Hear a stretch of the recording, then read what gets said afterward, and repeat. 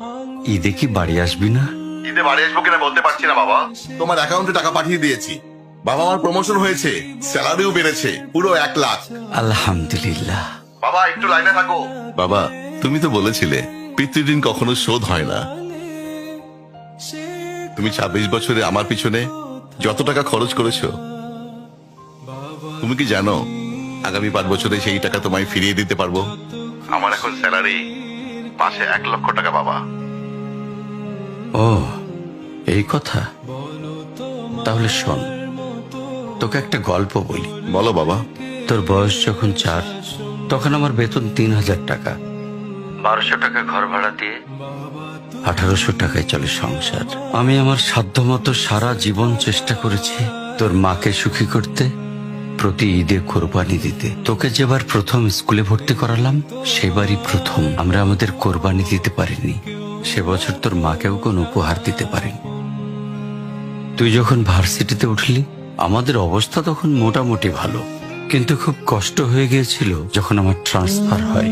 রোজ রোজ বাসে চড়ে, পায়ে হেঁটে, ঘামে ভিজে খুব দুর্বিষহ লাগছিল। একদিন শোরুম থেকে একটা বাইক দেখে আসলাম। সে রাতে আমি স্বপ্নেও দেখেছিলাম আমি বাইকে চড়ে অফিসে যাচ্ছি। পরের দিন তুই বায়না ধরলি, জার্নি করতে তোর কষ্ট হয়। তোর কষ্টে আমারও কষ্ট হয় বাবা।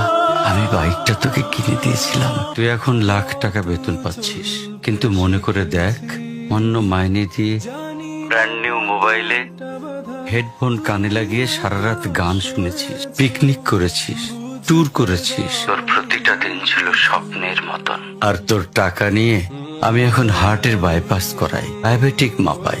জানিস বাবা, ওর মাছ খাওয়া নিষেধ, মাংস খাওয়া নিষেধ। কি করে এত টাকা খরচ করি বল? তোর টাকা নিয়ে তাই আমি কল্পনার হাট বসাই।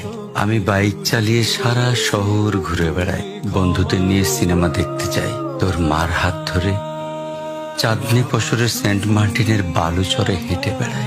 চুপ করো বাবা প্লিজ। আমি তোমার কাছে চলে আসবো। তোমার টাকা না, আমি তোমার ভালোবাসা তোমায় ফিরিয়ে দিব বাবা। বোকা ছেলে, বাবাদের ভালোবাসা কখনো ফিরিয়ে দেয়া যায় না। ছোট্ট শিশুর মলমূত্র মোছা যায়, আর বুড়োদের ঘরেও ঢোকা যায় না। ওকে একটা প্রশ্ন করি বাবা। ধর তুই, আমি আর তোর খোকা তিনজন এক নৌকায় বসে আছি। হঠাৎ নৌকাটা ডুবতে শুরু করলো। যে কোনো একজনকে তুই বাঁচাতে পারবি, কাকে বাঁচাবি? থাক, উত্তর দিতে হবে না। ছেলেরা বাবা হয়, বাবারা কখনো ছেলে হতে পারে না।